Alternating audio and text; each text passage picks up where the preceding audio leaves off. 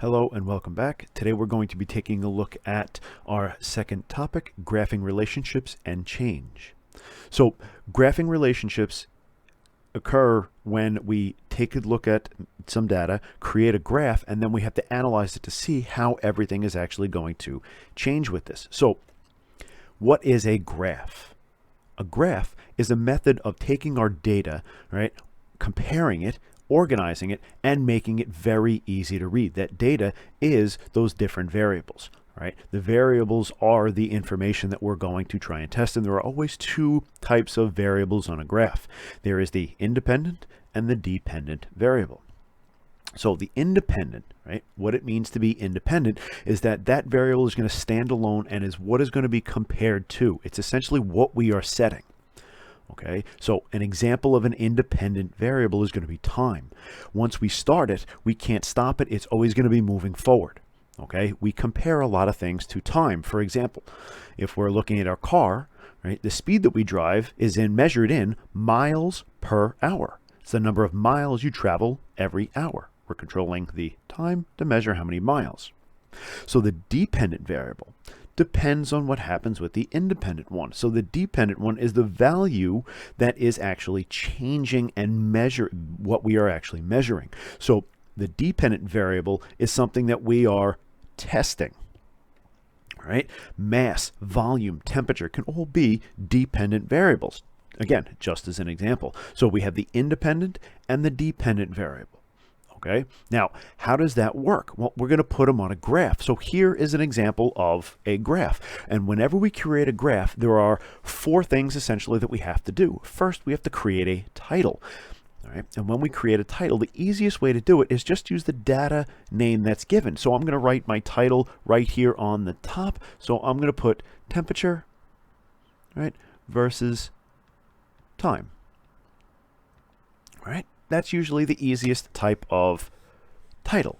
All right. Next, label and create the scale for the independent variable. Well, the independent variable, and I'm just going to go back, our independent variable is always going to go on the x-axis, whereas the dependent variable is always going to go on the y-axis.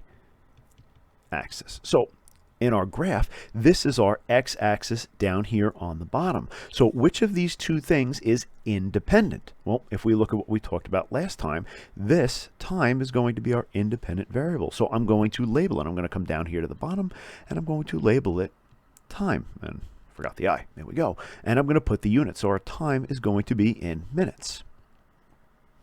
That means the temperature is going to be our dependent variable. So this is the y-axis. So I'm just going to label it and I'm going to write it vertically and I'm going to kind of go like this. I'm going to abbreviate our temperature and it's going to be in degrees Celsius. And again, write the units. Now, when we do this, the next step is to make sure that we can create a scale. So we labeled, I jumped ahead a little bit, I labeled the scale for the independent variable. All right, now I'm going to create the scale. So here is the label, let's create it.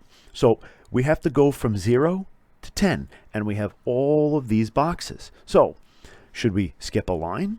Should we not? Well, ideally when you're creating a graph, you want to make sure the graph fits in the widest amount of space possible because it makes it easy for you. So I'm going to label this 0 over here. And then I'm pretty sure I'm going to check though, skip 1, skip 2, skip 3, skip 4, skip 5, skip 6, skip 7, skip 8, skip 9, skip 10. So I can get from 0 to 10. Can I do it without skipping? Yes, but my graph would be really small. Can I do it by skipping 2 boxes?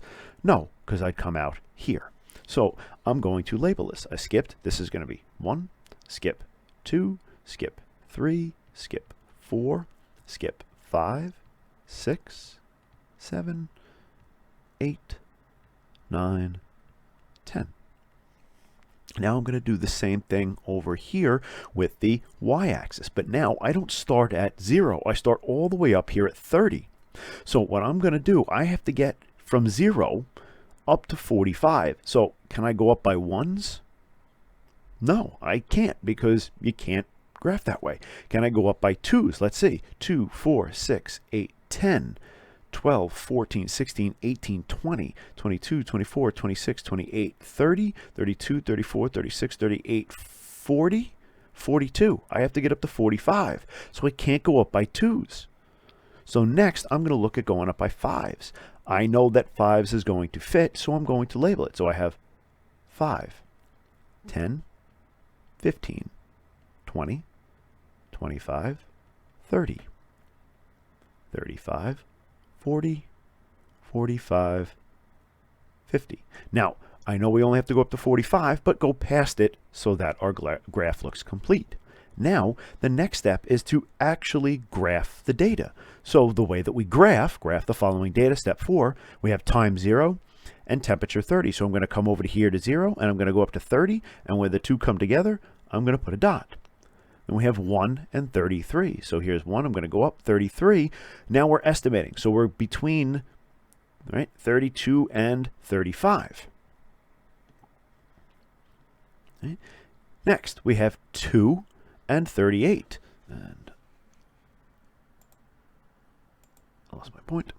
So 2 and 38. So I'm going to come over to here. So here's 2, right? And here's 35. 38 is going to be right over there.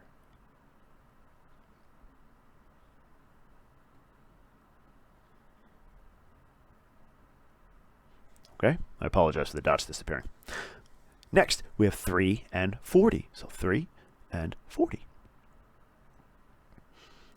4 and 41.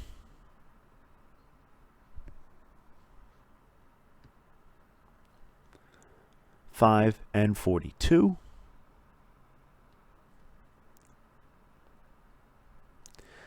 6 and 43. 7 and 44,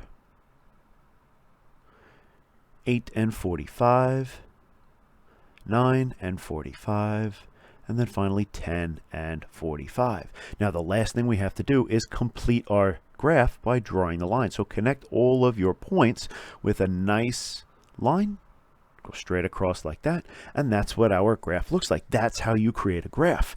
Okay, we labeled the title, we created a scale for the independent variable, which was time. We created a scale for the dependent variable, which was temperature. We then graphed the following data. So let's take a look at and let's analyze these different relationships. So if we were to plug it into a computer, this is what we got. It looks nice. For some reason it cut off the 10 on the side. I'm not sure why, but here is our data.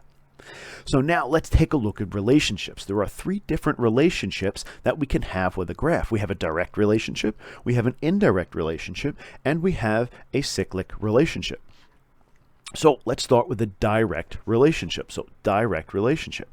If we have a direct relationship, this is where both variables are changing in the same way, meaning that if one variable is increasing, the other variable is also increasing. So how would that look on a graph? Well, direct means both variables are doing the same thing, increasing, so this line is going to go up like that. Indirect relationship. If something is an indirect, it's an opposite. All right? Meaning one variable is increasing, the other variable is decreasing. So they're doing the opposite things. So when that happens, in this case, our line is going to look like that. This variable on the x-axis is going to increase because we're moving from left to right, but the y variable is decreasing. And the final one is a cyclic relationship, right, which is a cycle. Right? And a cycle is when the two variables change in a reoccurring pattern, meaning that it is predictable. So a cyclic relationship is going to look something like this, where it's going to increase, then decrease, then increase, then decrease, but in a pattern that we can recognize. So now let's take a look at our rate of change. So what is rate of change? Because it relates to graphing and relationships. So rate of change is going to be how much of what is measured, meaning a field, changes over a certain amount of time. So in this case, our fields are going to be our variables. So if we fill out this, right, we're going to have, right, change in value or field, right, meaning what we measure. and we're going to divide by the change in time. Okay, so rate of change is change in field, meaning what we measure, over our change in time. So if we take a look at this graph, which letter is going to have the greatest rate of change? And then how do you know? So essentially, this is A from here to here, B from here to here, and this is C. So yes, I'm going to show you how to do the math in a moment, but how do you figure this out? By looking at the graph. Well, we want the most change in the least amount of time. So what we're looking for is a really steep slope. What do I mean by slope? Well, picture this as a hill. Where on this hill, if you were, let's say, sliding down, would you be moving the fastest? Here at C, here at B, or here at A? If you chose C, it's perfectly flat. Are you really going to be moving? No. If you chose B, you're just starting to speed up. If you chose A, you're moving, you're really, really fast in a really short amount of time. So which letter has the greatest rate of change? A, and the reason why is because it has the steepest slope. Right? And that's what rate of change actually helps us calculate. So we know rate of change is how much of what is measured over time, right? And the greater the rate of change, the steeper the slope of the graph. So again, if I was to draw 3 graphs, or let's just go 2 graphs. So here are our axes, and I have one that looks like this, or I have one that looks like this. Which one is going to change more? This one here on the left. The greater the rate of change, the steeper the slope of the graph. Picture the side of a mountain. The steeper the mountain, the faster you're going to fall down. Or a roller coaster. The steeper the roller coaster, the faster you're going to go. So let's do some calculations. But when we do this, we're going to use the information from the graph that we figured out, and we're going to see how this actually works out. So calculate the rate of change for time 0 to 5 minutes. So the first thing I'm going to do is I'm going to draw a line, because our formula for rate of change, right, is going to be change in value, meaning what we measure, divided by our change in time. So I draw the line. We're given the time. So on the bottom here, I'm going to put 0 minus 5 minutes, because that's the time. Now the top, I have to get the values for time 0.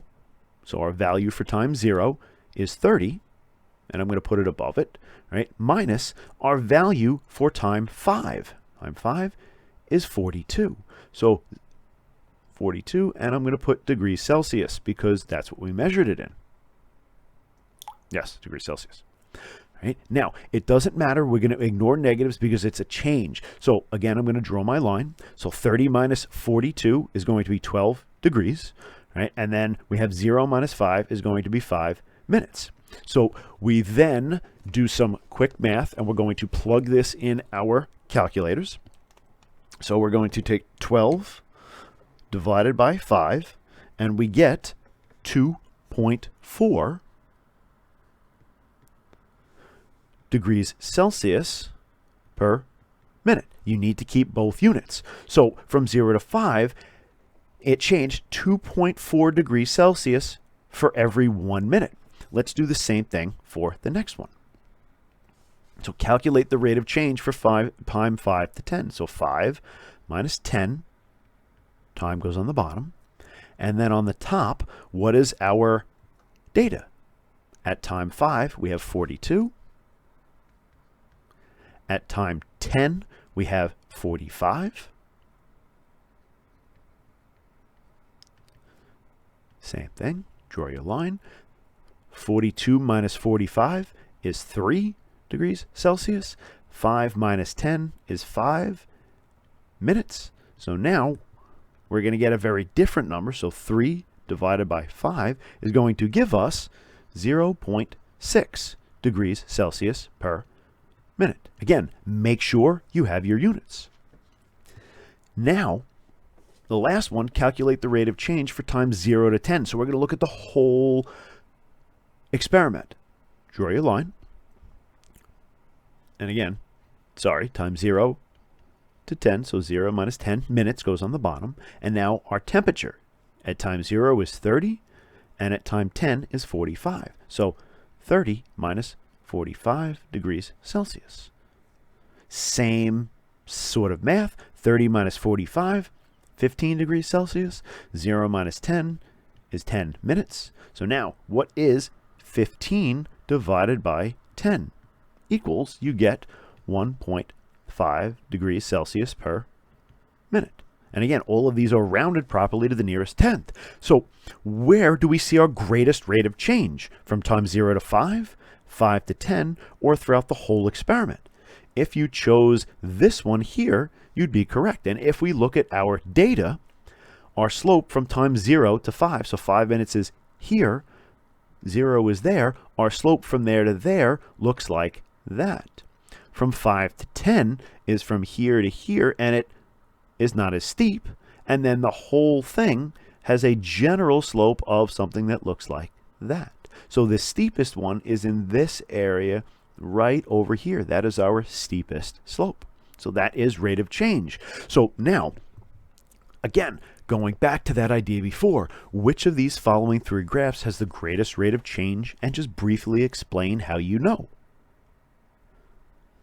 Again, think of this as a roller coaster. If this was you at the top of the roller coaster and going down, are you going to go fast? How about here? How about here? So in this one, it has to be graph C because we have the steepest slope. So as a result, I'm going to have you write it one more time. The greater the rate of change, the steeper the slope of the graph. Has to be this one. If you start there and you fall down, you're going to be moving much, much faster. All right. And the last couple things, prediction of change. We're going to be able to use the data and the graphs to help predict, right? Meaning, figure out what the future might hold. So if we predict change, right, it is an inference. Remember, we're going to use our data, that's our observation, and we're going to make an inference about those conditions and the behavior of those different variables in the future, meaning what is the graph possibly going to look like in the future? So let's take a look at an example using the graph that we created from the previous page in our notes, meaning this one. All right. What might the temperature be at time 15 minutes? So did we graph 15 minutes? No, we really stopped at time 10. But if you take a look at these last three things, did they change? They did not. So that means that this graph probably is just going to stay as a straight line going all the way out. So my prediction would be, 45 degrees Celsius. Based on what I see. If this graph was, let's say, I'm going to make a new one. So let's say this graph comes up like this, and then starts to go like this, and then starts to go like this. What do you think it's going to continue to do as we go to time 15? It's going to continue to go up, and I would estimate that it would go up to about 25.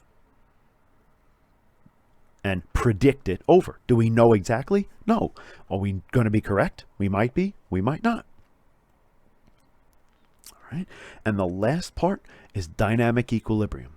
So when opposite environmental variables, meaning the x and y axis, cancel each other out, reaching a point where both variables are the same, they become equal. This is dynamic equilibrium. A really good example of dynamic equilibrium is if you took a hot cup of coffee. So let's say you have a cup of coffee, right, and it's hot, and you leave it on the table. So it's so hot it's steaming. So this is now, right? In 2 hours, is that cup of coffee going to be hot anymore? No, it's going to be equal to the air temperature.